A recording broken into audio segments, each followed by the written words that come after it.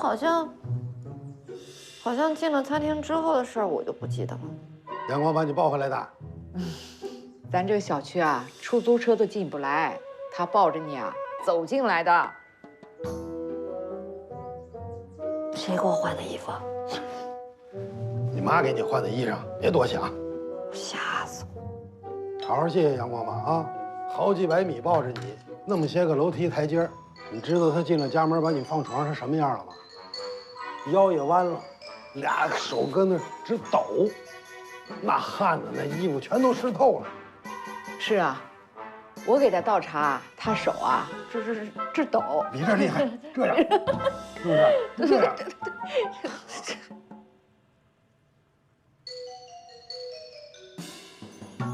你俩特别适合当编剧，或者是说相声。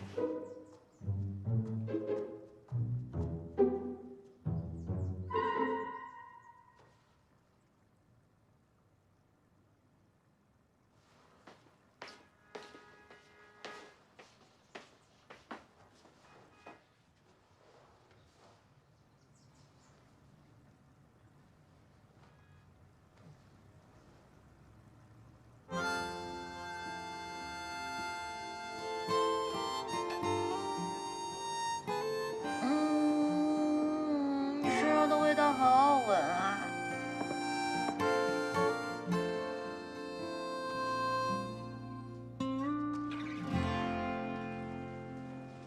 头儿，昨天呢，毛毛妈来找了志玲姐，然后谈话谈了很久。这志玲姐呢，觉得这个案子非常的不错，让我们考虑一下把这个案。不是，你听我说完再说要不要接嘛？说。志玲姐觉得这个案子不错，然后不接。你想好了吗？不接。你觉得这案子有意思吗？我也觉得这个案子就没什么可挖掘的必要嘛，对不对？就一个暴躁妈妈，还有一个古灵精怪的孩子，没意义。但是志玲姐觉得好呀。行，我问问她行吗？我再去找其他更好的案子，好吧？你把你刚才跟我说的那些话，跟志玲姐再说一遍。你确定吗？啊。要说是你的想法。别呀，头，你这不害我了吗？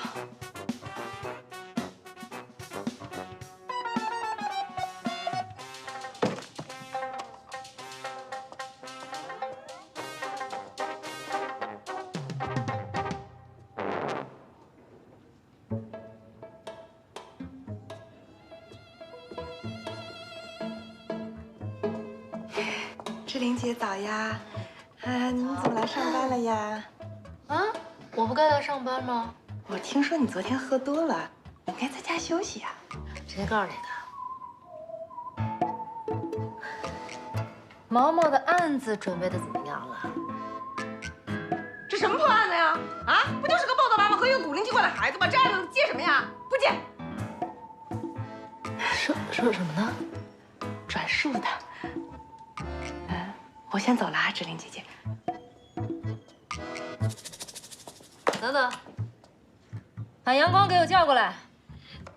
哎，乱七八糟的。打警队的人找到了吗？找到了，他们大部分人呀都去甘肃了，只有少数游手好闲的人留下了。马科可是没少给他们封口费。钱总有花完的一天。对，所以啊，他们特别不客气的跟我要了一笔开口费。然后呢？他们说呀，肯定咱们不敢得罪，但是啊，也不敢得罪马科。这个打井排污的事儿有，但是你怎么做的，这井到底在哪儿，他们是怎么也不肯说。没有确切的位置啊。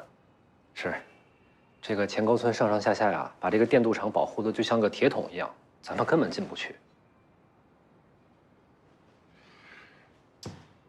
其实吧，咱们只要有人证，但凡一举报，环保部门就得派人下来彻查。我之所以没这么做，就是给马克最后一个面子，让他有个台阶下。咱们一举报，钱沟村的电镀厂就得关停，然后强制拆除。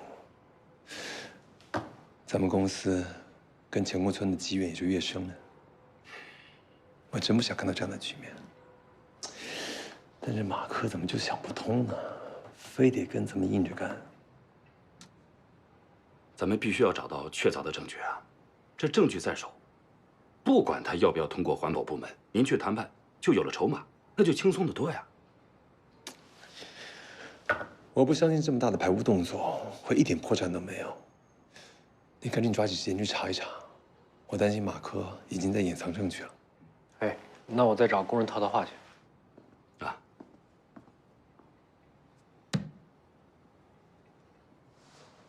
现在这个钱沟村，也并非是铁桶一块儿，有些个村民也对这个马科有些看法，他们也愿意配合咱们。只是，一旦签订了这个意向书，咱们马上就要面临这个资金的问题了。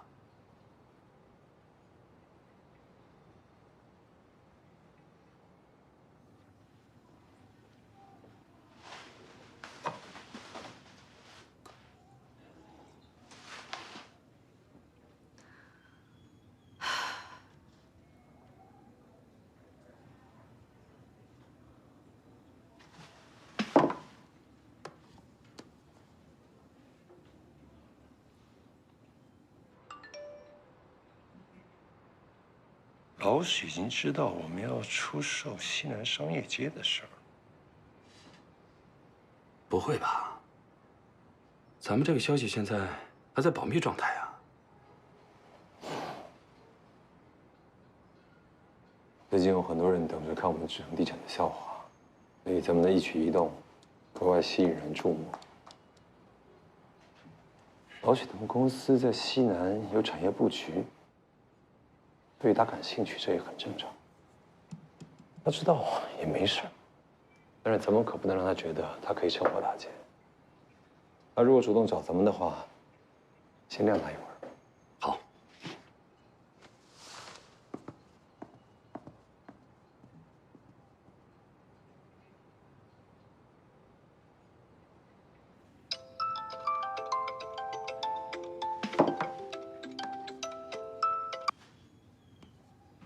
喂，老许要拉你喝酒了。这是我的工作，你管好你自己的工作吧。你完全没必要屈就老许这样的人。阳光的节目需要赞助商，我知道，我有很多商界的朋友可以介绍给你。我记得咱们刚结婚的时候就说过，各自的事业互不相干。怎么现在反而离婚了，你开始插手我的事业了呀？我告诉你啊，跟老许已经合作多少年了，他的人品我很清楚，你放心，不会有事儿的。不过你的好意我心领了。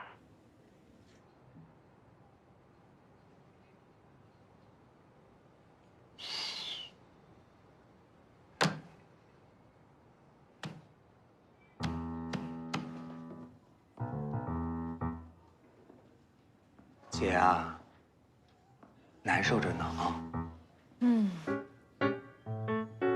超力那一套你学的挺快呀。我学它干嘛呀？这是我自己要做的，聊表一下心意。来，趁热喝点咖啡。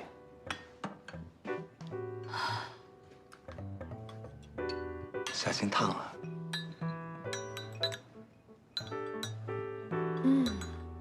好香啊。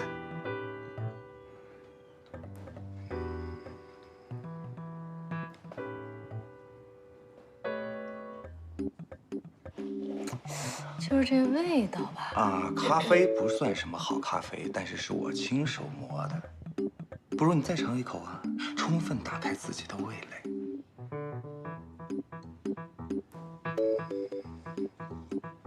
啊，挺特别。啊，来，不如我们吃口水果吧，多吃水果对身体好。我是得吃点水果，否则每次出去喝酒不都是为了你呀？昨天晚上你那个英雄救美、仗义的样儿啊，把自己的领导都给搁那儿，忘了吧？是，你知道吗？我昨天晚上回去以后，我这个愧疚啊，真的是满心的愧疚啊！我就在想，怎么能把自己的领导放在那儿，替自己挡酒呢？我说，后来一直给你打电话，你也不接我电话呀，我担心的一晚上没睡着觉。你这一晚上肯定睡不着，但是到底是不是因为我就不得而知了。那可不就是为了你喽？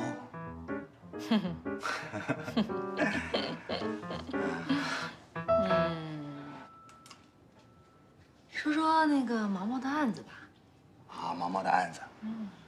刚才你把丁宁叫过来了吧？所以我相信你大致也有个了解。是这样的，首先我觉得这个案子非常的有意义，在这一个案子当中就包含了现今社会的很多热点问题。但是刚才丁宁跟我说了一下他的想法，我突然之间耳目一新啊，因为他站在一个完全客观的角度去分析这件事情，可能比我想的更加周到。我现在觉得可能他的判断是对的，我应该听他的才对。阳光，你是对的。啊？不是，我的意思是丁宁刚才跟我说的那些。不用管他。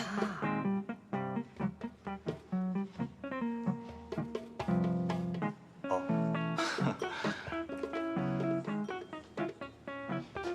如果说我本身我不想接这个，加油！我支持你。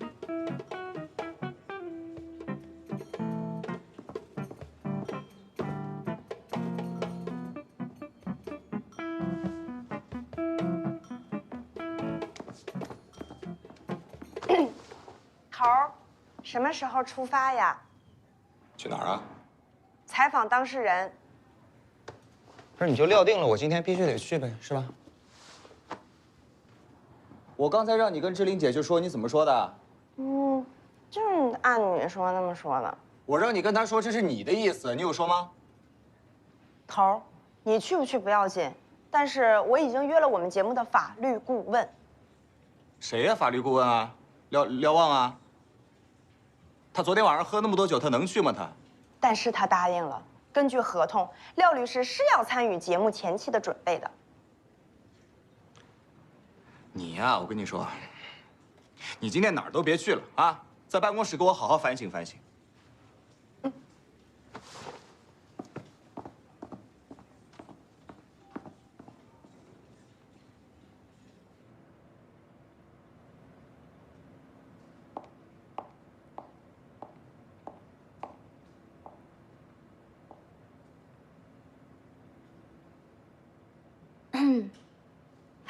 艾米，你是美妆专家，我有个问题我想问你。那你是问对人了，这美妆方面吧，我还是非常懂的。我最近啊，都考虑想做美妆直播呢。就是有一种味道啊，它是春天的味道，还有一点花开的味道。这是什么香味儿？如果有这种香水，我也想要一瓶。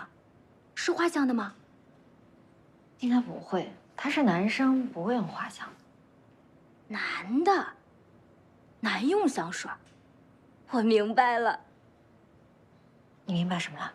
廖万姐，其实人的嗅觉对于香臭没有完全的标准，很多情况下都是受情绪影响的。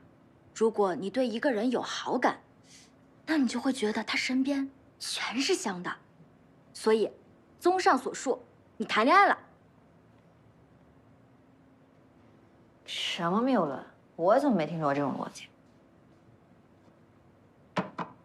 你才谈恋爱呢！哎。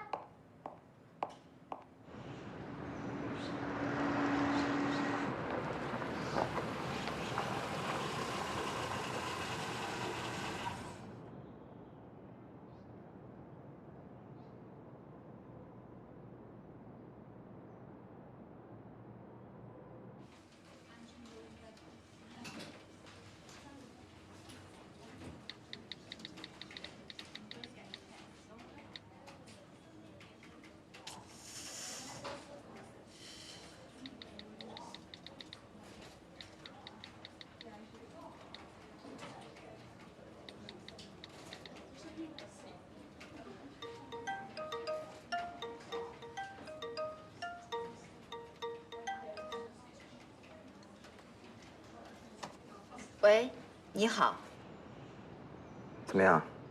好点没有？哦，我已经好多了。昨天的事儿要谢谢你。啊，不客气，应该的。你还有别的事吗？那个，你不是今天要跟丁宁去走访当事人吗？我想我正好有车，过来接你一下。咱俩一块儿吧。跟丁宁采访，我不知道这事儿啊。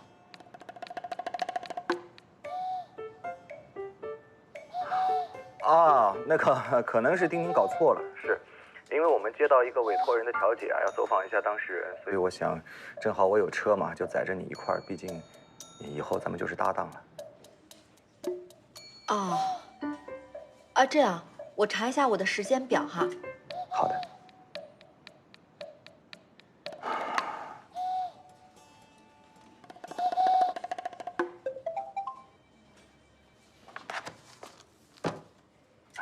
旺旺，昨天喝多不舒服了吧？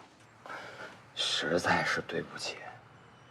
我都不知道，你说这刘大海现在怎么这样啊？昨天你走了之后，我狠狠地批评了他一顿，太不像话了。我跟你说啊，这刘大海现在求我办事儿，只要你一句话，旺旺，就你一句话，生意上的事儿1分钱我都不会照顾他。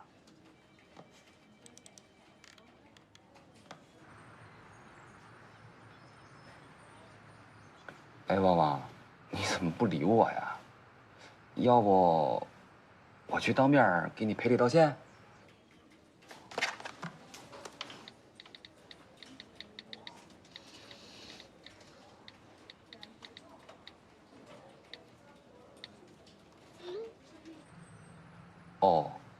那我去律师所楼下等你吧。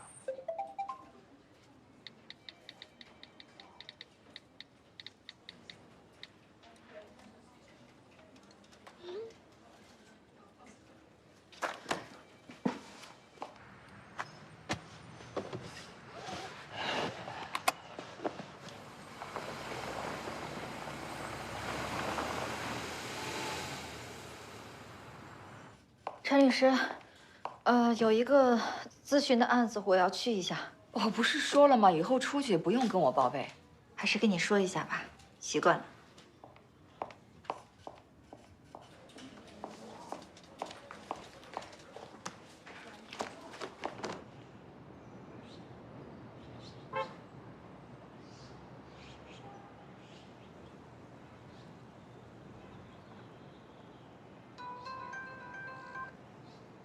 怎么样？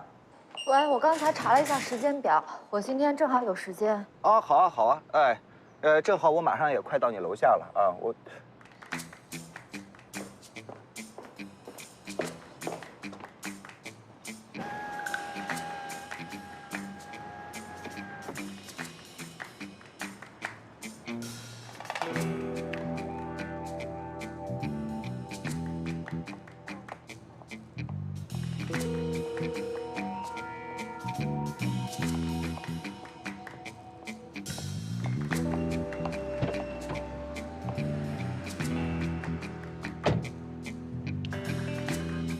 你这个快，挺快的。我这么说是希望你别着急，慢慢来。心挺细的。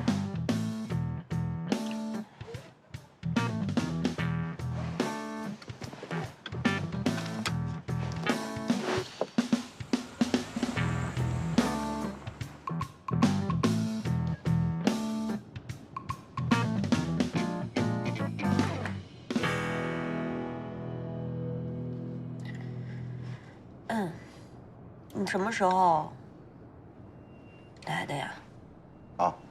我刚来你就从电梯里出来。那你先说说是什么案子吧。一个9岁的委托人，现在是前门小学3年级的学生。他委托我，让我帮他调解他跟他母亲之间的关系。9岁小孩和母亲之间涉及到法律吗？我不懂啊，所以要问你啊。我觉得不用。我也觉得不用，但是合同上写的很清楚，你有义务参与进来。好吧。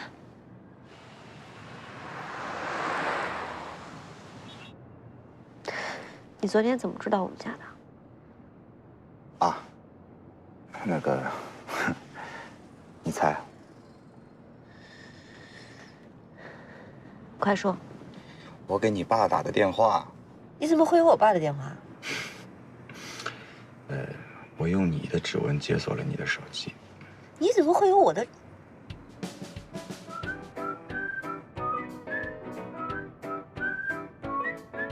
哦。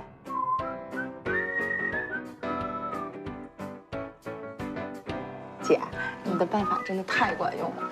我们头啊，以迅雷不及掩耳之势，嗖就去采访当事人了。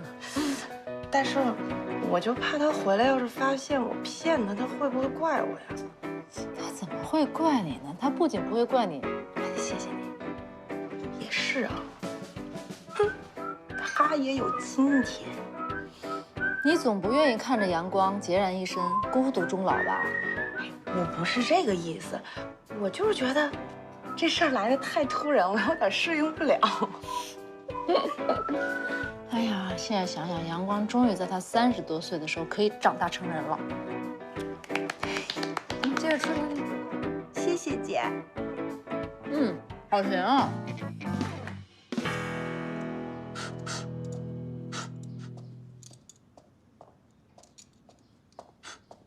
老板好。你怎么还来啊？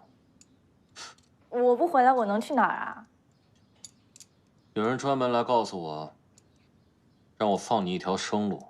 苏云清，腿长在你自己身上，我这门也没有锁，你想走随时可以走，用得着找个男人来替你说话吗？阳光来过啊？真有本事啊！还有这么个名人替你撑腰。我这是真用不起你了，你还是找那个阳光，让他给你安排更好的工作吧。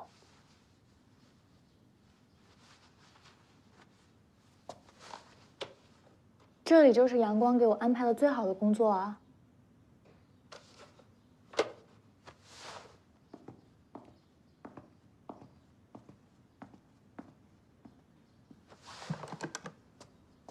我原来不告诉你，是怕你觉得我是走后门进来的，看不起我。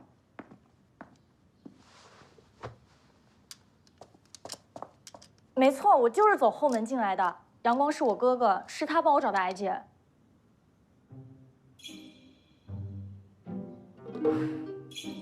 你要是因为我没跟你说实话就炒了我，我就认了。但是这里真的是我心心念念最好的工作了。他真是你哥？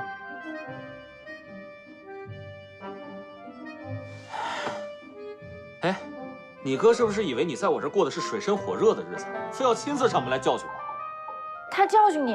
他怎么教训你的？这……哎呀，你先把那个旁边那个工具箱给我拿过来。哦。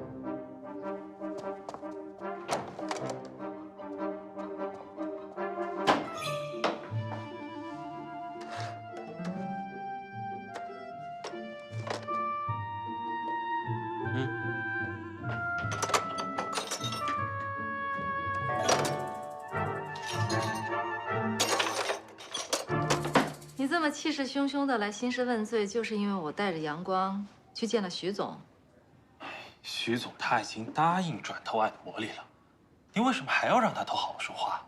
您说的一碗水端平，不偏心的。赵丽，你缺冠名商和赞助商吗？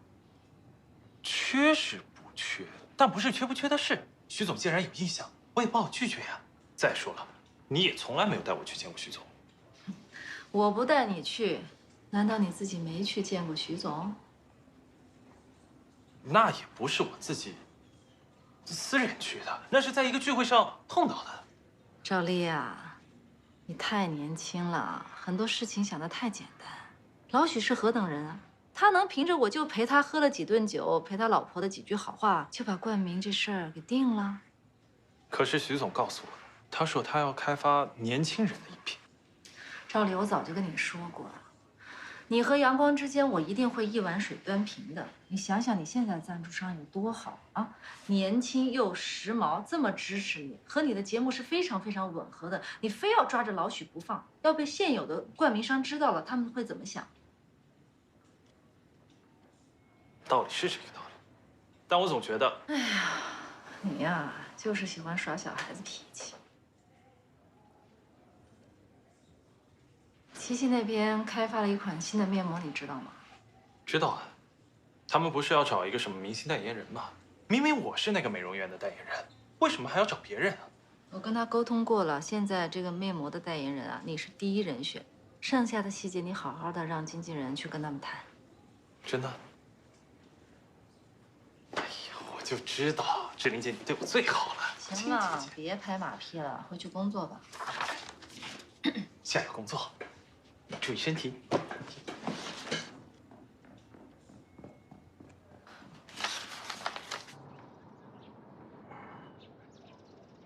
怎么说呀？你要不知道怎么说的话，你可以一句话都不说，只需要安静的坐在那里听我说就可以了。不怕，万事有我。下车。我有什么好怕的？谢太太。来了。哎，谢太太你好。你们好，进来坐。啊，好。真没想到你会亲自来。啊，是啊，确实就这么来了，感觉有些唐突啊。但是呢，廖律师说还是想跟您聊一聊啊，关于您和您儿子上节目调解的事情。坐吧。我可以看看您的照片吗？随意。好的，好的。你们追到我家来，就是为了让我成为全世界的笑柄吗？您误会了，谢太太。您上我们的节目呢，或许能成为您跟您儿子沟通的一种有效方式。沟通。毛毛1岁开始，我就辞职在家做个全职妈妈，我所有的时间都花在他身上，他吃饭、睡觉、大小便。他说的每一个字都是我教他的。我们母子之间的沟通还不够多吗？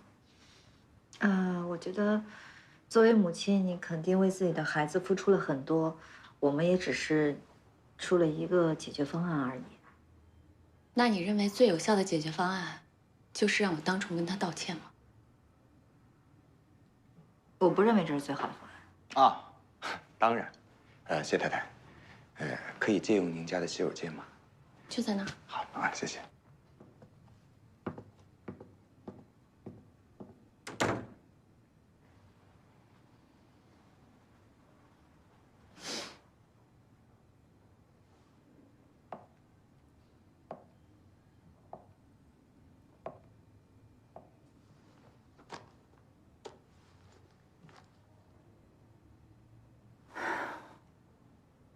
廖律师，你有孩子吗？没有。板子不打在自己身上，是不知道疼的。我虽然没有孩子，但是我看过很多育儿的书，书上都写着可以把自己的孩子当成朋友，你要平等的去对待。我觉得参加节目其实也是一件好事儿，这样也可以当很多人的面，我们一起来听一听你跟孩子彼此最真实的想法。可你有没有想过，朋友是可以选择的，可自己的孩子你能选择吗？朋友，你不用为他的前途负责，可孩子你敢不负责吗？毛毛今年9岁，我至少还要再抚养他9年。如果他今天让我当众道歉，我做了，那他接下来做什么，我是不是都得答应？那我以后还怎么教他呢？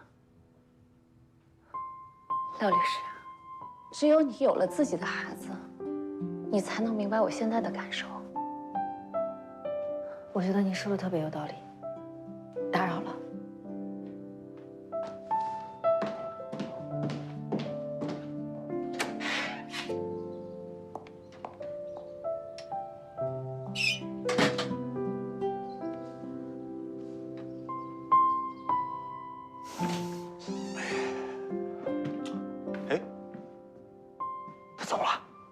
走了。啊，不好意思啊，谢太太，是这样子的，我身边呢其实也有很多女性朋友啊，她们也是放弃了自己蒸蒸日上的事业，甘愿在家里当全职妈妈。所以我很理解你啊，你的压力很大，你为这个家里付出了很多很多，您特别的辛苦。刚才那个小律师也不知道对您说了什么啊，如果哪句话冒犯了您，我跟你说声对不起。他是初出茅庐，不太懂事儿，别跟他一般见识。其实咱们这个节目啊很简单，宗旨只有一个，就是调解。至于是上节目调解还是我们私下调解，那无非就是一个形式的问题。所以，我们都再想一想，好不好？哎，那没什么事，我也先走了，之后我会电话联系你。好。打扰了。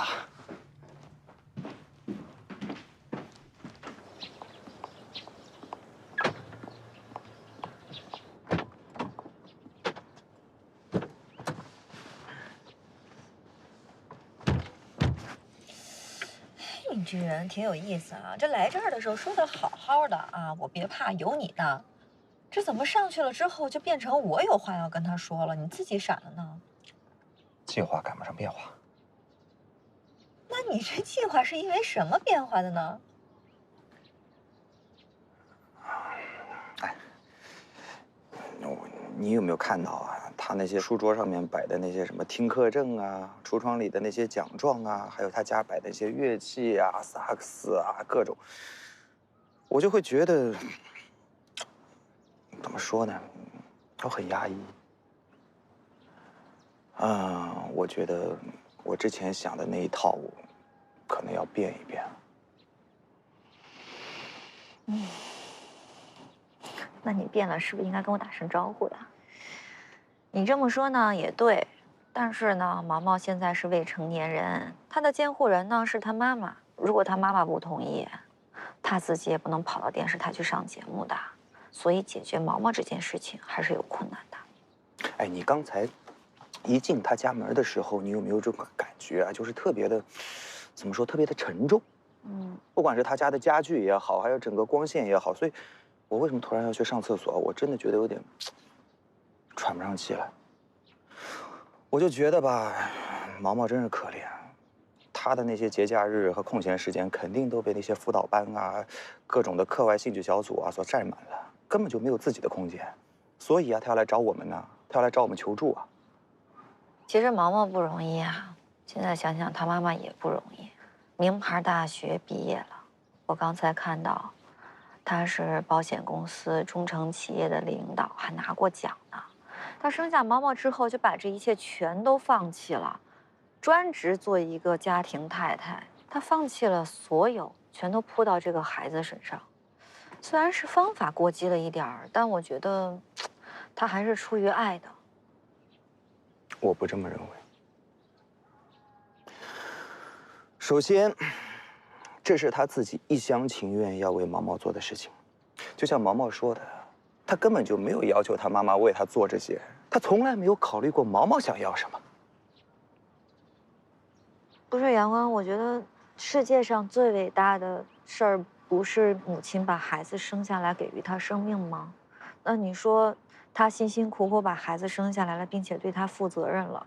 虽然说这个方式方法是过激了一点儿，但是他没错呀。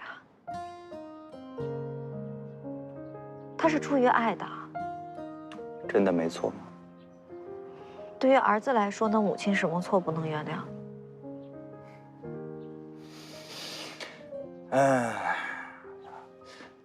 在你律师的角度去看，是不是你觉得天下所有的，只要他叫妈妈，他肯定对自己的儿子就是爱，他不管做什么都是爱，他哪怕做出了有一些什么丧尽天良的事情，那都是因为出于爱，都可以用一个爱字来概括，是吗？阳光，天底下没有母亲不爱自己的孩子的。没有吗？那如果没有的话，当初第一次见面，我记得是你过来送律师函呢。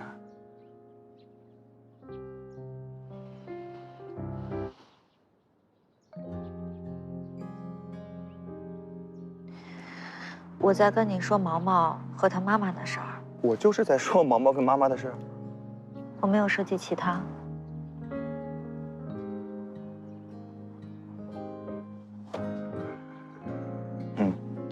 你自己心里的结，还是得自己结。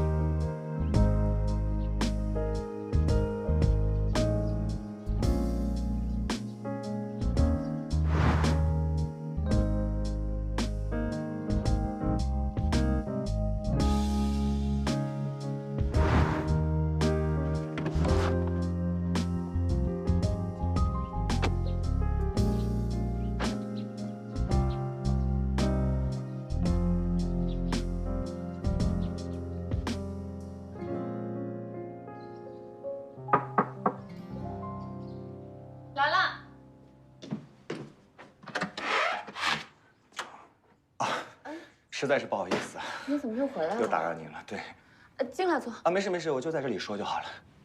啊，你说。刚才看到你的桌子上有一本张文老师的书。你也知道张文老师？是，听说过。张文老师培养了一个天才儿子，而且还和儿子保持着良好的亲子关系，是我们这帮妈妈的榜样。不知道你今天晚上会不会去听他的课？对，就是今天晚上去。他人特好，他开了一家咖啡厅，就是为了让我们这帮妈妈有个集中咨询的地方。我跟毛毛的事情，我也想找他咨询一下。理解理解。不知道可不可以提一个小要求？你说。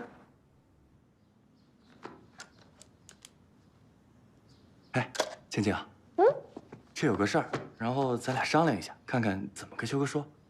出什么事儿了？这不是咱们这工作室的租金吗？之前一直是艾姐帮咱们支付的，现在艾姐跟房东解除合同，房东说让咱们赶紧把房租交上，要不然咱们就会被赶出去。那没关系，老板自己就能交上。房东可说了，一次交1年的，这1年可是20万呀。20万啊！凭什么呀？人家小院都是这么租的。那老板他自己交不上吗？这修哥从来是有1个钱花2个，几乎没什么积蓄。再说了，还有这水电费、器材损耗，咱俩的工资啥的，你算算，这得多少钱啊？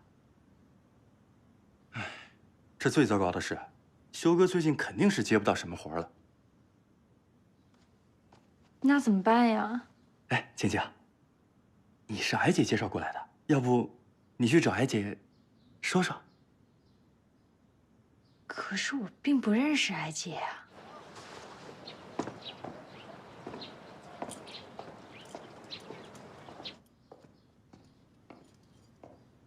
你肯定有渠道能跟艾姐联系上，你去问问，说说，求求她。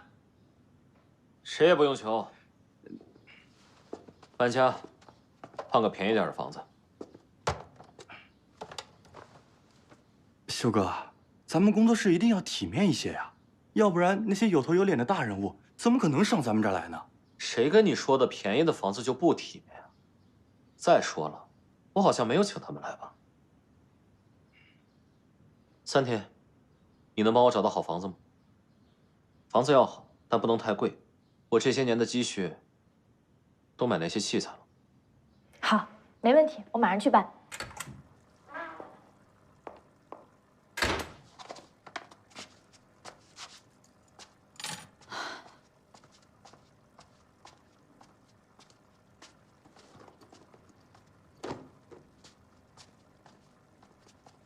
爸爸啊，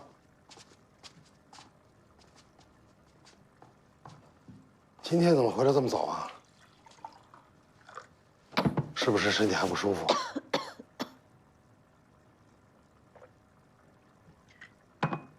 别的事儿。是不是满脑子都是阳光的形象？我今天跟阳光出去了。谁跟谁先表白的？你猜。阳光。你想啥呢，爸爸？我跟他今天一起去见了一个当事人。一起工作，共同进退，这就是一段情感的最好开端。我们俩今天去解决了一场母子之间的矛盾。哎呦，这好像是触碰到了阳光的痛点。何止是触痛的痛点，你知道吗？就我们俩人之间，只要但凡提到母亲，就肯定会不欢而散。那为什么要提呢？那这问题你总得去解决，他也不能老是逃避啊。这是他自己要解决的问题，他想什么时候解决，怎么解决，你就随他去嘛。你不要老是去提，啊，跟他提这个问题。对，你爸说的对。旺旺，在你心里，你是不是觉得阳光母亲的事儿是横在你和他之间的隐形障碍？一天不解决，一天你俩就不能正常的恋爱啊？什么恋爱？哪有那么快？